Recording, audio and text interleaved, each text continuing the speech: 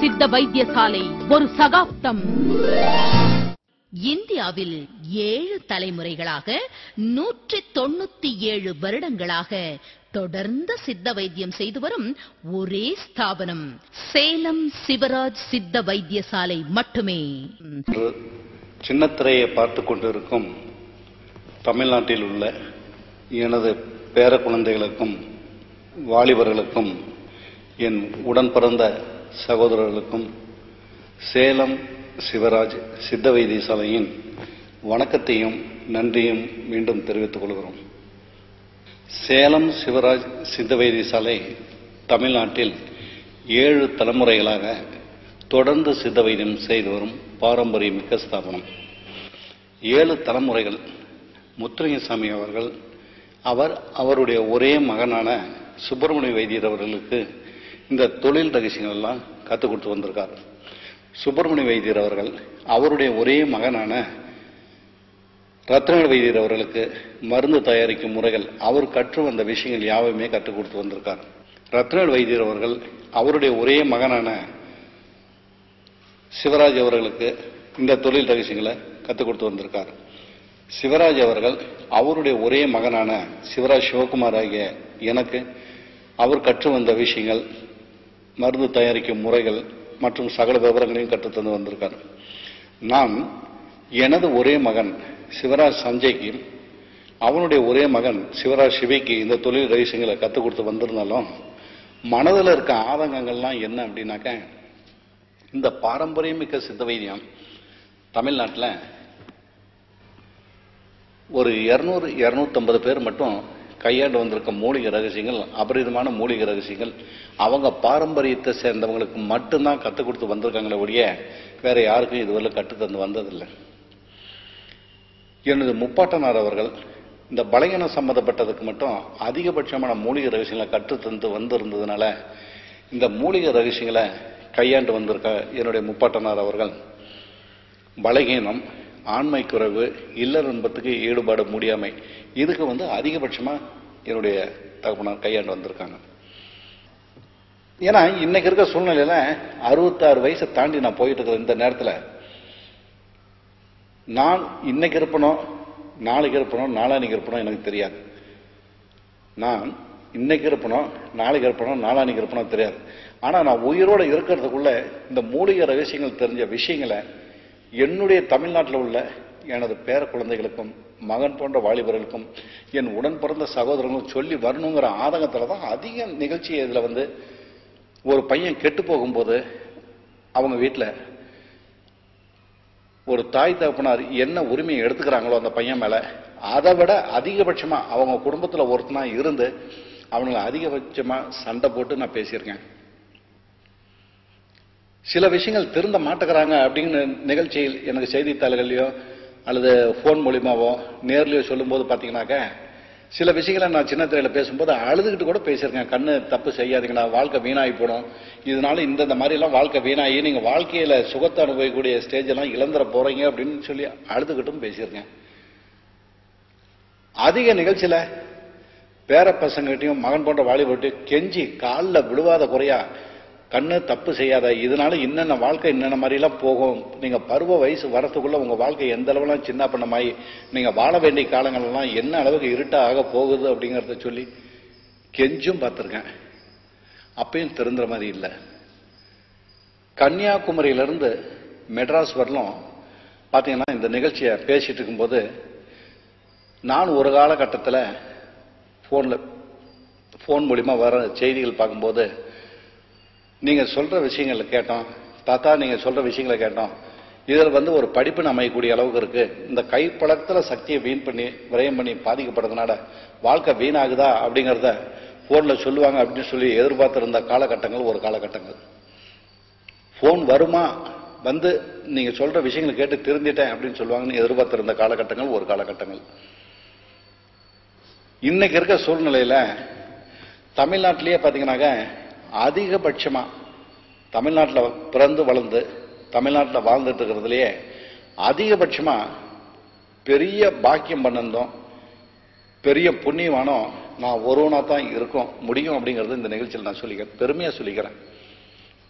என்ன காரணம் அப்படின்னாக்கா, எனக்கு தலைமை ஆபீஸ்ல காலையில விடிகாலத்துல இருந்து பாத்தீங்கன்னாக்கா வர போன் கால், எந்த போன் கால் எடுத்தீங்கன்னாலும் சரி, சின்ன வயசு பசங்களா இருந்தாலும் சரி, தாத்தா தாத்தா நான் சுரேஷ் பேசுறேன், தாத்தா தாத்தா நான் மதுரையில இருந்து பேசுறேன், தாத்தா தாத்தா நான் கன்னியாகுமரியில இருந்து பேசுறேன், தாத்தா நான் மெட்ராஸ்ல இருந்து பேசுறேன், தாத்தா நான் துபாயில இருந்து பேசுறேன், தாத்தா நான் வந்து சவுதி அரேபியால இருந்து பேசுறேன், வடநாட்டுல இருந்து பேசுறேன், கேரளால இருந்து பேசுறேன், தாத்தா தாத்தா தாத்தா தாத்தான்னு உயிரை வாங்குறானுங்க ஒவ்வொரு பசங்களும்.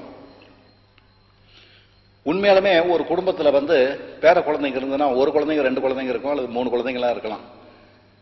ஆனா இன்னைக்கு தமிழ்நாட்டை பொறுத்தவரையிலும் இல்ல, எனக்கு இந்தியாவில் பொறுத்தவரையிலும் பாத்தீங்கன்னாக்க உலக நாடுகள்ல இருந்து கூட அமெரிக்கால இருந்து போன் பண்றானுங்க. தாத்தா நல்லா இருக்கீங்களா, தாத்தா நான் அமெரிக்கால இருந்து பேசுறேன், என்னுடைய பூர்வீகம் கோயம்புத்தூர், நான் இங்க இந்த வேலையில் இருக்கிறேன் அப்படின்னு சொல்லி பேசுறான். அதே மாதிரி எல்லா நாடுகளும், இந்த நாடு அப்படிங்கறது கணக்கே கிடையாது, உலக நாடுகள்ல இருந்து எல்லா நாட்டில இருந்து பேசும்போதும் அவங்க ஆரம்பிக்கிற வார்த்தையை தாத்தா இருக்காங்களா தாத்தா இருக்காங்களா, ஒவ்வொரு வார்த்தையும் வார்த்தைக்கு வார்த்தை தாத்தா இருக்காங்களா, தாத்தா நான் இந்த மாதிரி ஆயிட்டேன் தாத்தா, என்ன எப்படியாவது காப்பாற்றி விடு தாத்தா, நான் தெரிஞ்சோ தெரியாமலே என் நண்பனால வாழ்க்கையை வீண் பண்ணிட்டேன் அப்படின்னு சொல்லி அவனுக்கு சொல்லி அழுவும் போது பாத்தீங்கன்னா உண்மையிலுமே மனசுக்கு ரொம்ப சங்கடம், ரொம்ப வேதனை அடையக்கூடிய செயல இருந்துட்டு இருக்கிறோம். டாக்டர் அவர்களை கீழ்க்கண்ட இடங்களில் தினசரி சந்திக்கலாம். சேலத்தில் தினசரி காலை 6 மணி முதல் மாலை 6 மணி வரை டாக்டர் அவர்களை சந்தித்து ஆலோசனையுடன் சிகிச்சை பெறலாம். விடுமுறை நாட்களிலும் ஆபீஸ் உண்டு. அண்ணா பூங்கா பஸ் ஸ்டாப்பில் இறங்கி தமிழ்ச்சங்கம் கல்யாண மண்டபம் அருகில் ராஜாராம் நகரில் உள்ளது. நீங்கள் தொடர்பு கொள்ள வேண்டிய முகவரி சேலம் சிவராஜ் சித்த வைத்தியசாலை, அண்ணா பூங்கா பின்புறம், தமிழ்ச்சங்கம் ரோடு வழியாக, Rajaram Nagar, Salem 7. Phone 2419-782 and 2419-783. Fax 2416-831. Email sales@siddhaindia.com, sivaraj@siddhaindia.com, www.siddhaindia.com. Chennai கிளை ஆபீஸ் தினசரி காலை 7 மணி முதல் மாலை 8 மணி வரை. புதிய எண் 10/4, வீரபத்ரன் தெரு, வள்ளுவர் கோட்டம் அருகில், VIP கேட்டின் எதிரில், நுங்கம்பாக்கம், சென்னை 34. Phone 2823-6780 and 2823-0072. ஈரோடு கிளை ஆபீஸில் தினசரி காலை 8 மணி முதல் மாலை 7 மணி வரை. சிவராஜ் சித்த வைத்தியசாலை, பெருந்துறை ரோட், செந்தில் நரம்பியல் எதிரில், கோவை மெடிக்கல் ரோடு வழியாக 36, Gandhi Nagar, water tank road. Phone 2259-332.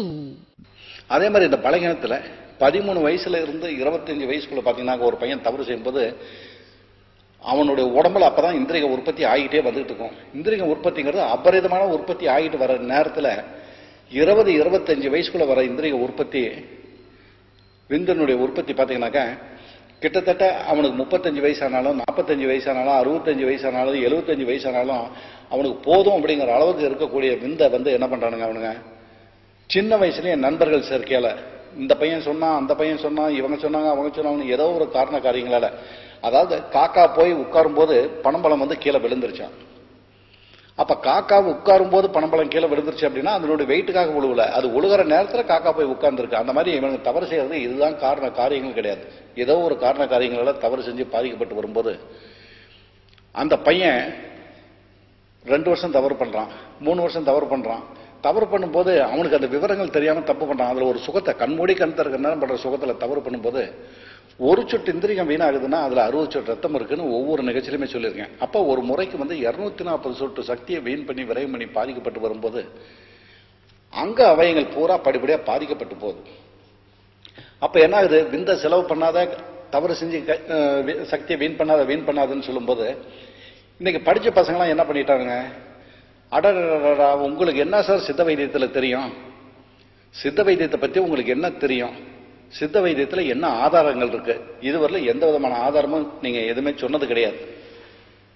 ஆனா ஆங்கில மருத்துவத்துல போய் கேட்டோம்னா அவங்க வந்து இந்த மாதிரி தவறு செய்யறது தப்பா இல்லையான்னு சொல்லி கேட்கும்போது அவங்க ஒரு நாளைக்கு 2 முறை செய், 3 முறை செய், 5 முறை கூட செய், தவறு கிடையாது, நான் பாத்துக்கிறேன், ஏன்னா உன் உடம்புல வந்து அல்ல அல்ல உற்பத்தி ஆகிட்டே இருக்குது. நீ எவ்வளவு சக்தியை வேணுமாலும் வீண் பண்ணி விரயம் பண்ணலாம், தவறே கிடையாது. இதனால பாதிப்புங்கிறது கிடையாது. வாயின்னு இருந்தா எச்சி இருக்கத்தானே செய்யும், வாயின்னு இருந்தா எச்சி இருக்கத்தானே செய்யும், மேகம்னு இருந்தா மழை பொழியத்தானே செய்யும். அந்த மாதிரி உன்னுடைய உடம்புல இந்திரிய உற்பத்தி அதிகமாகுதப்பா, நீ தவறு செய்ய நான் பாத்துக்கிறேன் அப்படிங்கிறான். அது பல டெஸ்ட் எடுத்து கூட அவங்க இதனால எந்த பின் விளைவுகளும் வராது அப்படின்னு சொல்லி சொல்றாங்க. சித்த வைத்தியம் ஏன் சார் இந்த மாதிரி ஏமாத்திட்டு தெரியுறீங்க அப்படின்னு சொல்லி பொய்ய பேசுறீங்க அப்படின்னு சொல்லி கேட்கறான். அப்ப உங்களுக்கு என்ன ஆதாரங்கள் இருக்கு சித்த வைத்தியத்துல, எதை வச்சு நிரூபணம் பண்ண போறீங்க அப்படிங்கிறான். சித்த வைத்தியத்துல வந்து ஆதாரங்கள் அப்படிங்கிறது வந்து சொல்லணும் அப்படின்னாக்க 24 மணி நேரமும் இதனுடைய ஆதாரங்களை ஆணித்தரமாகவும் உனக்கு விளங்கக்கூடிய அளவுக்கு சொல்லிக்கிட்டே வரலாம். அந்த நிகழ்ச்சி நான் வர வர ஒவ்வொரு நிகழ்ச்சியிலையும் ஒவ்வொன்றிலையும் பின்னாடி வர வர நான் சொல்லிக்கிட்டே வரேன்.